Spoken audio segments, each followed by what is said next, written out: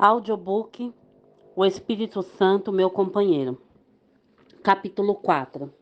Os incrédulos e o Espírito Santo. A Bíblia descreve o estado espiritual dos incrédulos como mortos nos vossos delitos e pecados. Efésios 2:1. Isso não quer dizer que o incrédulo não tenha alma. Entretanto, sua alma está tão longe do céu e da presença de Deus que se tornou insensível ao reino do Criador. Se persistir nesse estado caótico, ao morrer fisicamente, sua alma irá para o inferno, que é um lugar separado do céu e de Deus. O que podemos fazer com essas almas endurecidas e insensíveis, mortas em delitos e pecados? Esclarecer-lhes que devem renunciar a seus pecados e aceitar a vida eterna que Deus dá. Existe alguém que trabalha incessantemente entre os incrédulos, o Espírito Santo. A Bíblia ensina: as coisas que o olho não viu e o ouvido não ouviu e não subiram ao coração do homem, são as que Deus preparou para os que o amam, mas Deus nos revelou ao Espírito. 1 Coríntios 2, 9, 10. Em outras palavras, incrédulos não podem entender a salvação de Deus por meio dos 5 sentidos humanos ou da razão somente. Pelo poder da revelação interior, podem receber a luz do entendimento concernente à salvação. Como o Espírito Santo trabalha junto aos incrédulos, a respeito disso, o próprio Jesus explica muito bem em João 16:8, quando diz que o Espírito Santo convencerá o mundo do pecado. Convencendo o mundo do pecado. Todas as pessoas nasceram com uma natureza pecaminosa. No Salmo 51:5 lemos: certamente em iniquidade fui formado e em pecado me concebeu minha mãe.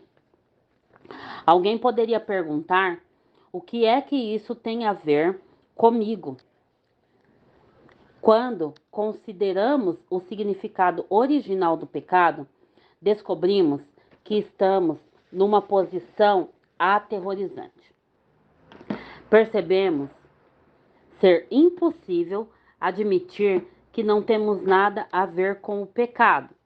Em geral, as pessoas chamam de pecado apenas os atos errados, cometidos de forma que outros percebam. Porém, o pecado tem raízes em lugares mais profundos do que nos parece. A Bíblia mostra como e por que o homem não consegue evitar produzir frutos pecaminosos. O estado pecaminoso de uma pessoa compreende a separação de Deus. Este estado, chamado pecado original, faz parte do homem, pelo que, como por um homem entrou o pecado no mundo e pelo pecado a morte. Romanos 5:12. Pela ofensa de um, morreram muitos. Romanos 5:15. Adão desobedeceu a Deus e foi lançado fora de sua presença nessa situação. Adão produziu a humanidade.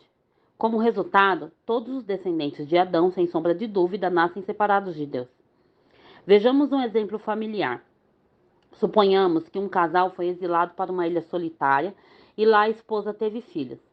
As crianças não podiam ter determinado o lugar de nascimento, assim, tão longe da terra natal. Mesmo que elas resolvam culpar o pai pelas circunstâncias de seu nascimento, nada pode ser mudado. Ali é o lugar onde nasceram. Foi, foi simplesmente a maneira como tudo aconteceu. Assim também, os descendentes de Adão foram gerados nesse mesmo estado pecaminoso, longe da presença de Deus e colocados sob a sentença de morte de Adão. Aquele que abandonou o Deus de toda a integridade, bondade e vida só pode herdar iniquidade, maldade e transgressões. Nessa condição de abandono, a humanidade morreria e iria para o inferno. Mas aqui surgem o grande amor e a misericórdia de Deus. Deus nos libertou dessas circunstâncias por meio de nosso Senhor Jesus Cristo. Nascido da Virgem Maria, Jesus veio a este mundo sem pecado original. Viveu uma vida sem pecado. Assim tornou-se o substituto perfeito para os pecadores. Como pessoa justa, foi crucificado em lugar dos injustos, e depois de 3 dias ressurgiu dentre os mortos. Com sua morte, Cristo pagou o preço total de nosso pecado original e também de nosso envolvimento pessoal com o pecado. Que quer isso dizer? Todos que creem em Jesus Cristo recebem graciosamente salvação e vida eterna. Não estão mais separados de Deus. Pela ressurreição de Cristo, o homem livrou-se da morte eterna, que seus próprios atos pecaminosos e seu pecado original mereciam. Mas será destruído se não aceitar Jesus Cristo como seu Salvador. Por essa razão, não posso deixar de enfatizar o quão urgente é que a mensagem do Evangelho seja pregada.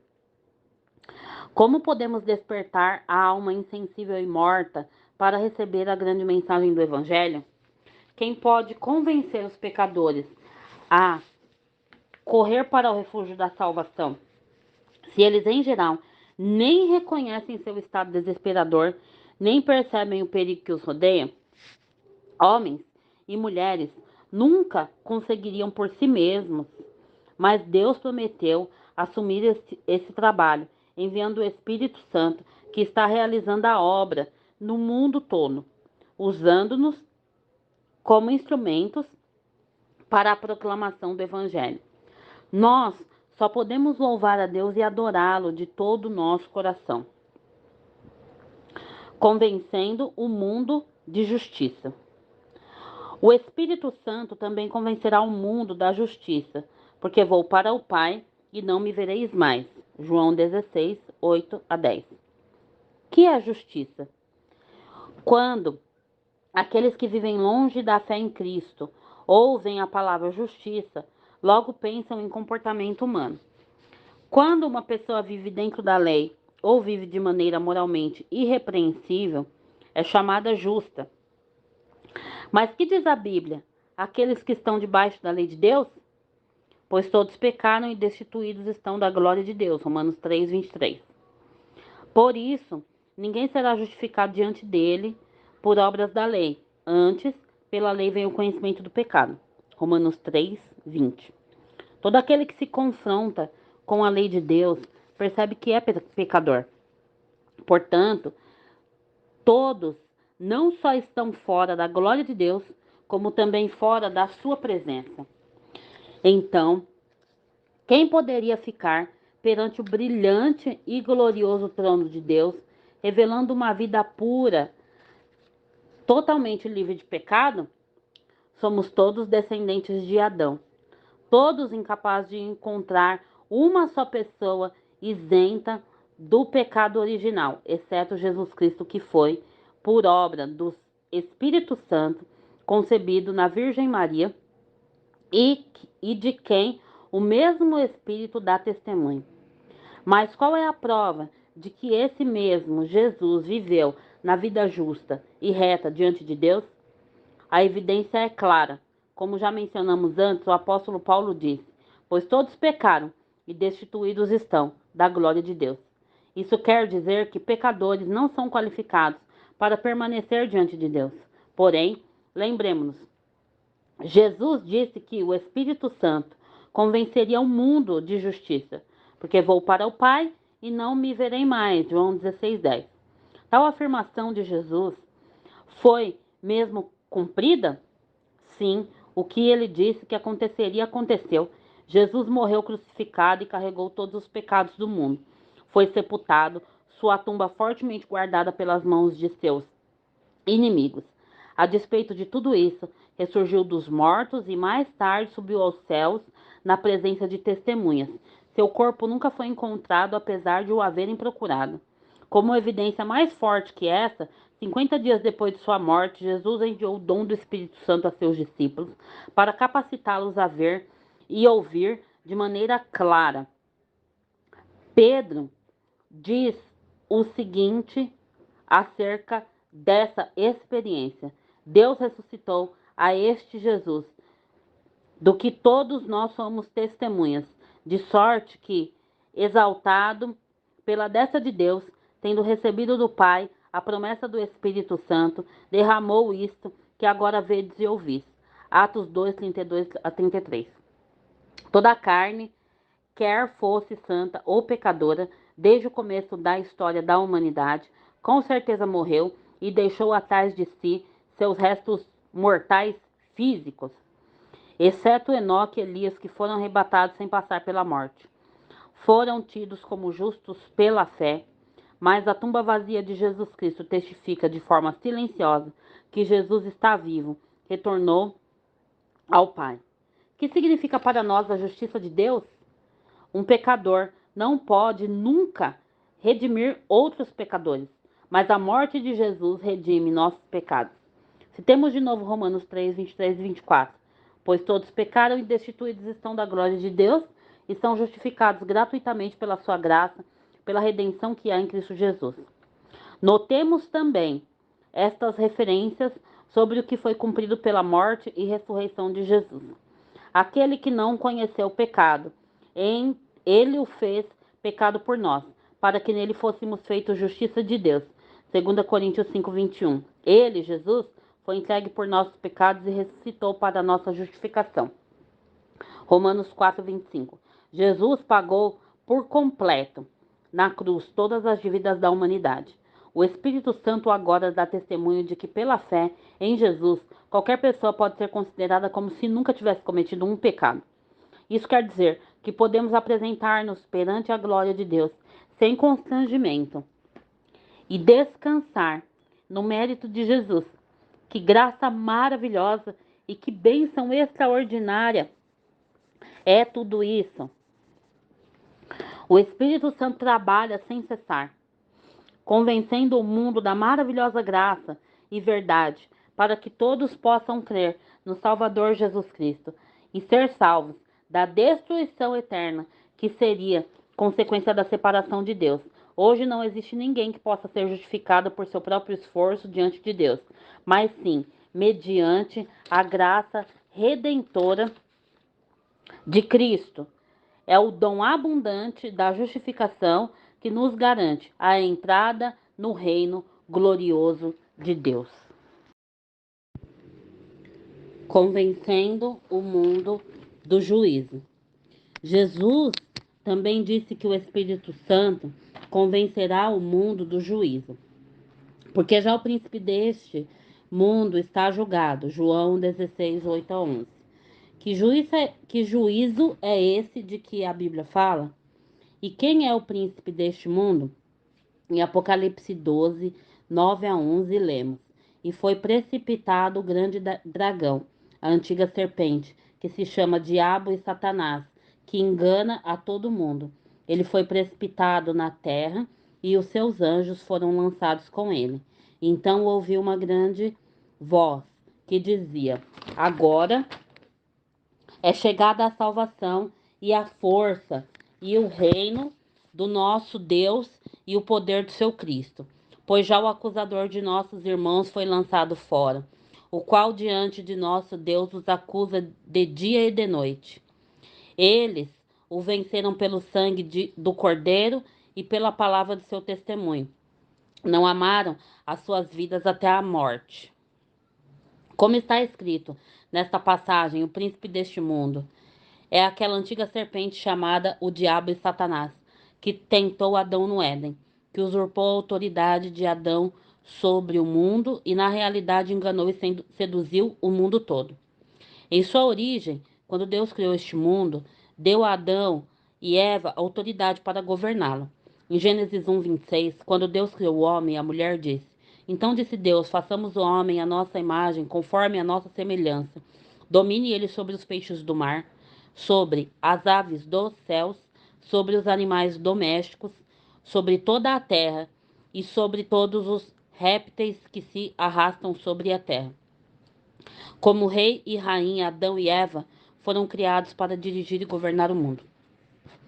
Então, quando foi a autoridade real usurpada e entregue ao diabo, foi quando Adão e Eva desobedeceram a ordem de Deus, dando ouvido às palavras da velha serpente. Como resultado da rendição de sua vontade ao diabo e obediência a ele, o relacionamento de Adão com Deus foi quebrado.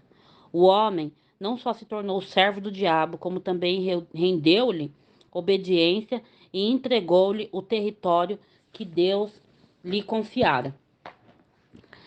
Desse dia em diante, o mundo inteiro jaz no maligno, como diz em 1 João 5,19, e desde então o diabo faz um serviço supremo para se opor a Deus e interferir em seu plano. Quando o diabo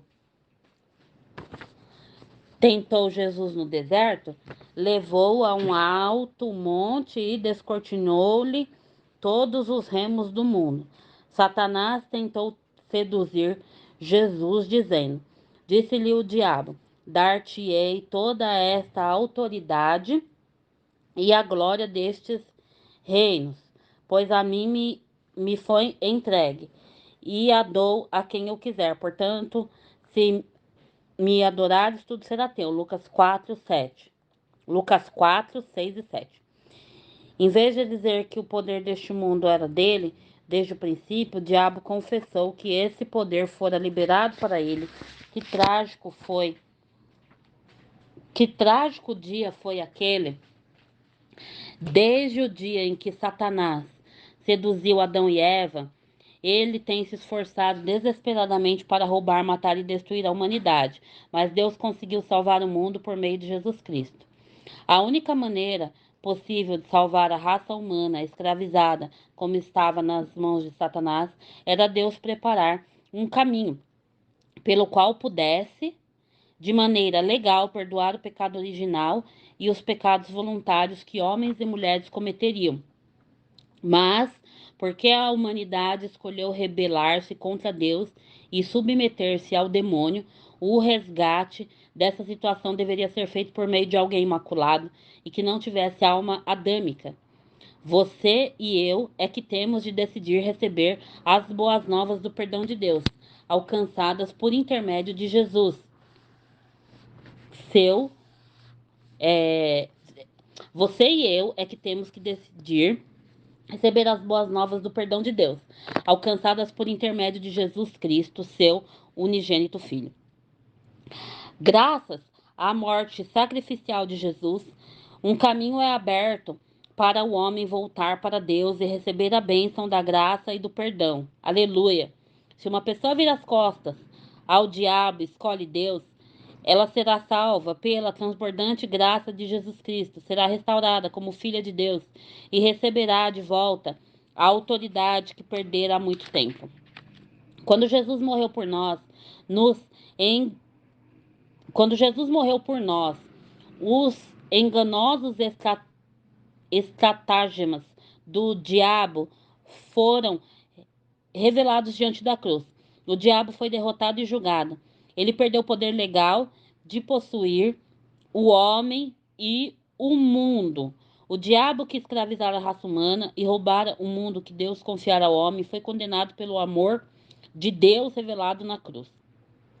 A cruz foi para o diabo uma completa derrota, destruição e ruína de seus planos, um julgamento que teve como resultado sua condenação final e eterna, mediante a morte sacrificial de Jesus Cristo. Deus abriu legalmente o caminho para o perdão e a restauração de toda a humanidade, e o diabo está incapacitado de impedir aqueles que estão voltando para Deus. À medida que ouvem a nova de salvação e a aceitam, o diabo pode apenas observar em impotente agonia. Então, porque Jesus disse que o Espírito Santo convenceria o mundo do juízo, há dois sentidos nessa afirmação. Primeiro, mediante o sacrifício de Jesus, Deus perdoa a deslealdade da humanidade, reprova o diabo que escravizara homens e mulheres, tentando usurpar o mundo todo que Deus havia dado a eles.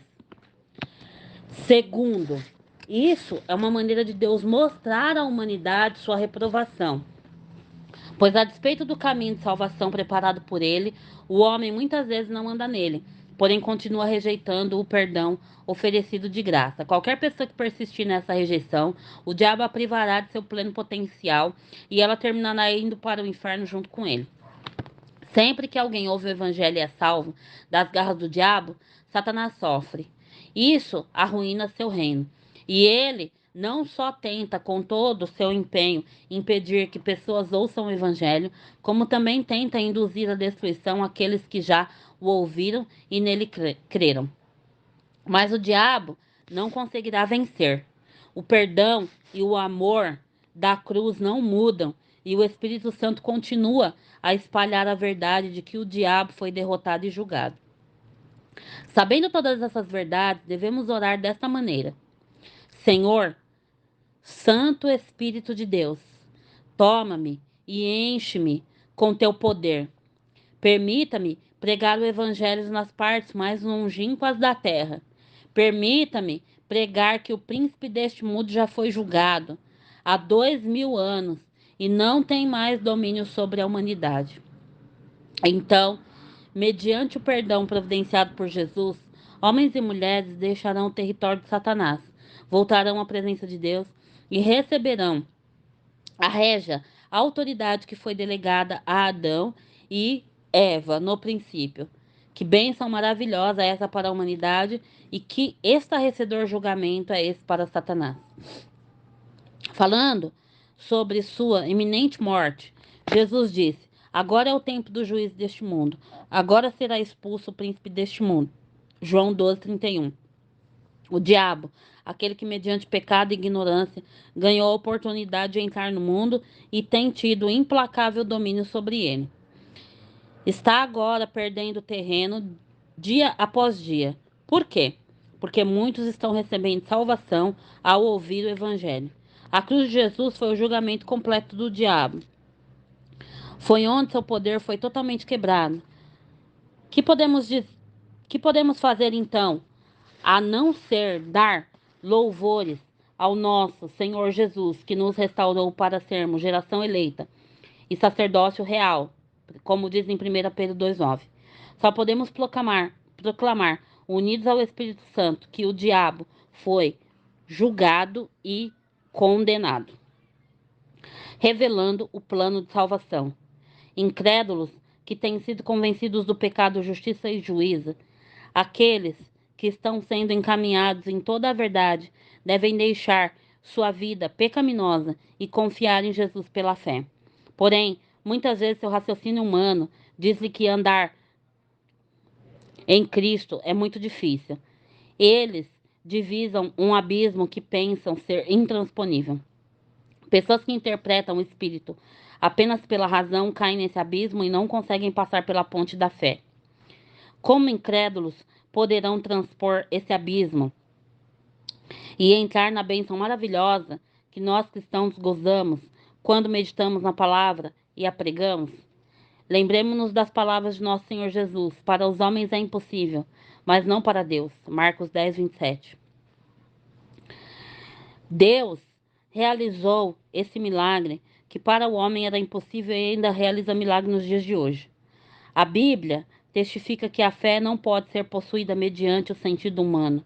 Ninguém pode dizer Jesus, Jesus, senão pelo Espírito Santo. 1 Coríntios 12:3. Como trabalha o Espírito Santo para levar incrédulos a aceitarem Jesus como seu Salvador pessoal? Devo admitir que isso só pode acontecer mediante um milagre. Novo nascimento representa verdadeiro milagre, como foi milagre o nascimento de Jesus, sem pai humano, nascido da Virgem Maria. Respondeu-lhe o anjo: descerá sobre ti o Espírito Santo, e o poder do Altíssimo te cobrirá com a sua sombra. Por isso, o ente santo que de ti há de nascer será chamado Filho de Deus. Lucas 1:35. A encarnação de Jesus é puro milagre.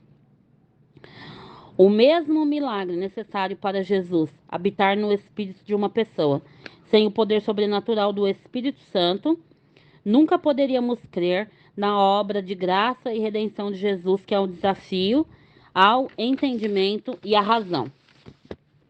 Quando alguém confessa Jesus como seu Salvador, pode ou não haver sinais imediatos de mudança exterior, mas a transformação que ocorre no reino espiritual é por demais grandiosa.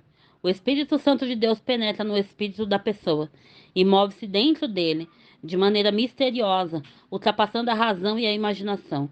O próprio Espírito Santo coloca a divina fé, a fé salvadora no coração daquela pessoa. Embora a mente dessa pessoa ainda esteja cheia de dúvidas, o Espírito Santo a ajuda a crer com o coração. O poder de crer transborda e transpõe o abismo que existe entre a razão e a fé. Pelo poder do Espírito Santo, a pessoa salva e segura entra na bem-aventurança da fé. Começa então a estudar a Bíblia, orar, ouvir sermões, sempre com o auxílio do Espírito Santo. O alicerce de sua fé se fortalece de tal modo que ela pode entrar no mundo cintilante da verdade. E esse mundo agora pode ser explicado à razão humana e ao intelecto. Repetindo, a fé não é adquirida mediante entendimento e sabedoria, mas mediante um milagre do Espírito Santo. Quando o homem é tocado em seu coração depois de ouvir a palavra de Deus, ele começa então a cultivar o conhecimento e o entendimento racional. Como Paulo disse, nenhum homem pode chamar Jesus de Senhor senão pelo Espírito Santo. De modo similar, a pregação do Evangelho torna-se impossível se não nos associarmos ao Espírito Santo. Hoje, muitas igrejas estão perdendo membros e muitos cristãos são atormentados por dúvidas, porque o homem tenta pregar o Evangelho de forma calculada e com esforço próprio. Isso é impossível. Nós precisamos do Espírito Santo. Quando tentamos encaminhar incrédulos ao Senhor, devemos, acima de qualquer coisa, orar com fervor pela miraculosa ajuda do Espírito Santo, tornando-nos seus instrumentos e permitindo-lhe usar-nos numa pregação cheia de sua plenitude. Só depois de tomadas estas atitudes é que poderemos ver diante de nossos olhos bênçãos inimagináveis. Podemos então presenciar rebanhos de pessoas entrando no mundo abençoado da fé.